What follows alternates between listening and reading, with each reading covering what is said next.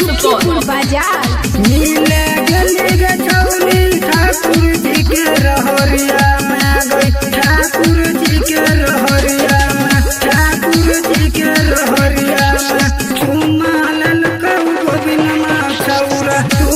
बजे दुपहरिया में गई कामदेव छौरा चुमा ललकौ 2 बजे दुपहरिया में गई रामुआ छौरा चुमा ललकौ 2 बजे दुपहरिया में। Music by DJ Umesh Sukhipur बाजार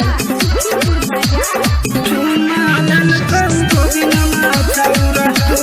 बजे दुपहरिया में गई दुपहरिया में गई घर से निकल गए ब्रो बनाई के गई होटलानी लगाई के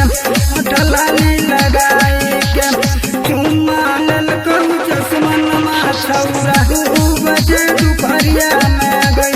चुमा ललकौ चश्मनमा छौरा 3 बजे भोररिया में गई चुमा ललकौ सरवनमा छौरा 2 बजे दुपहरिया में गई। Music by DJ Umesh recording by Sukhipur बाजार चुमा ललकौ गोविनमा छौरा 2 बजे दुपहरिया में गई दुपहरिया में गई यही कारण से कोई न बुझतो वही के रखले मोरनिया गई ओढ़ी के रखले चदरिया गई ओढ़ी के रखले चदरिया गई